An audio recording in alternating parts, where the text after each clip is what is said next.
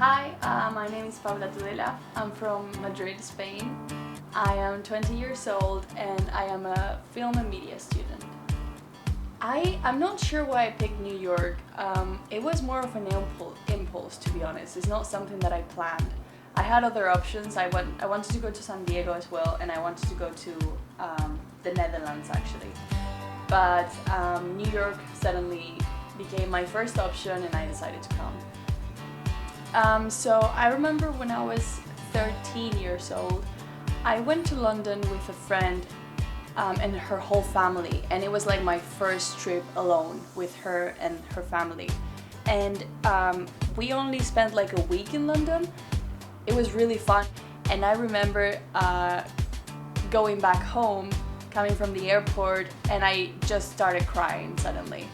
And I never knew why that happened, and now that I look back in time, I think it was because it's the first time that I realized that I wanted to not only live abroad, but just travel and see more places and see more things. And it was like some kind of realization, like a shock of reality of me saying, I don't want to be, here all my life in Spain or whatever it is. And that's what I think that's the first time I realized that I wanted to travel and live abroad, yeah. The best thing about living by myself here is how much independence I have. I mean, when you live by yourself, you get independent anyway, but living in another country is like you have 100% control of whether you want to go to a place or not, whether you want to stay in, whether you want to watch Netflix one night or go out the next one. So you can pretty much do whatever you want.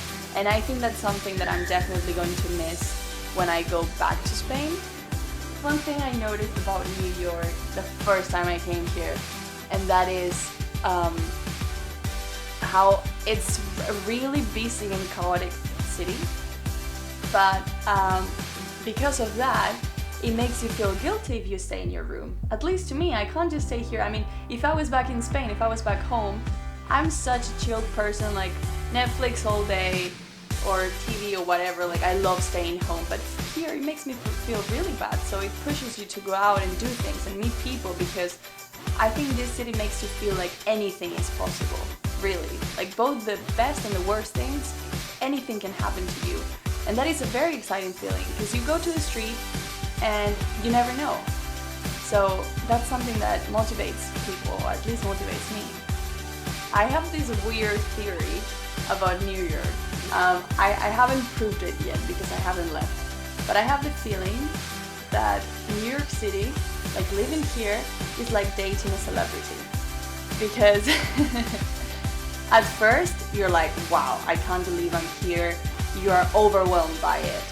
Then you start living here and you get used to it like this. Like it becomes your home. You take it for granted. You don't appreciate it. You go in the streets and you're like, whatever. It's your home. After a month, you don't stop by every street and admire it. It's just your home.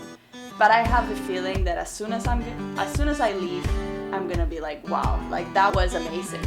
That's like, like dating someone famous. Like you take it for granted, but then it's over and you appreciate it only once it's over.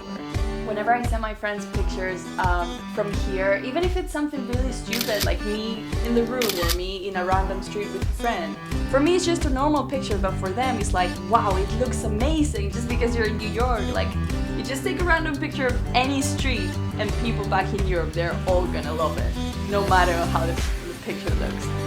So yeah, we take it for granted, and New York is definitely a little bit of the capital of the world. If you've lived in several places, there's always a feeling that you're not home anywhere. So you feel like you don't belong anywhere, but at the same time you belong everywhere. Home is not an actual house. It's where where your life is.